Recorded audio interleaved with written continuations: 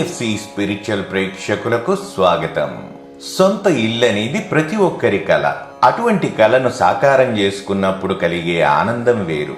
అయితే కొంతమందికి వాస్తు సిద్ధాంతి చెప్పిన ప్రకారం తూచా తప్పకుండా పక్కా వాస్తుతో ఇల్లు కట్టుకున్నా ఆ ఇంట్లోకి వెళ్ళినప్పటి నుంచి ఏదో ఒక సమస్య వచ్చి పడుతూ ఉంటుంది. అటువంటి సమయంలో మనకు ఏం చేయాలో తోచక మరిన్ని సమస్యలు కొని తెచ్చుకుంటూ ఉంటాము. ఇలాంటి అనుభవం ఎవరికైనా ఎదురైంది అంటే వారు స్థల దోషం ఉన్న నేలలో ఇల్లు కట్టుకున్నట్లని శాస్త్రం చెబుతోంది. కనుక ఈ వీడియోలో అసలు స్థల దోషం అంటే ఏమిటి, మనం ఎలాంటి స్థలాలను కొనుక్కోవాలి, ఒకవేళ తెలియక స్థల దోషం ఉన్న నేలపై ఇల్లు కట్టుకుంటే అందుకు పరిహారం ఏం చేయాలి వంటి విషయాలను తెలుసుకుందాము. ఒక ఇల్లు కట్టుకోవాలంటే ముందు సరైన స్థలం అనేది చాలా అవసరం. మన జాతక రీత్యా ఏ దిక్కులో ఉండే స్థలం మంచిదో అటువంటి స్థలాన్ని కొనుక్కోవాలి.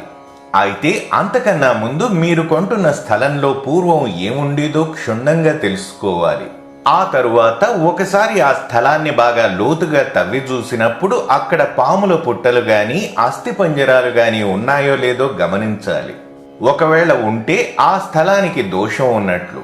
అటువంటి స్థలాన్ని కొనడం విరమించుకోవాలి. ఒకవేళ అప్పటికే కొన్నట్లయితే మరింత లోతుగా తవ్వి అక్కడ మరి ఎముకలు పుట్టలు లేకుండా చూసుకుని ఉన్న వాటిని పూర్తిగా తీసివేసి ఆ తరువాత అక్కడ భూమి పూజ చేసి ఇల్లు కట్టుకోవాలి.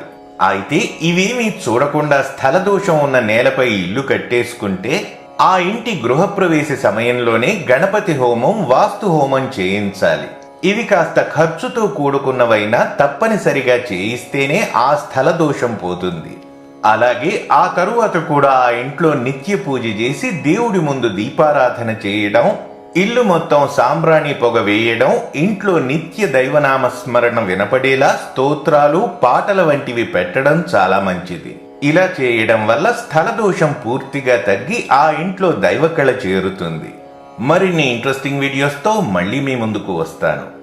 మరి ఆ వీడియోస్ మిస్ కాకుండా ఉండాలంటే మా ఛానల్ని సబ్స్క్రైబ్ చేసుకుని ప్రక్కనే ఉన్న బెల్ సింబల్ని కూడా ప్రెస్ చేయండి.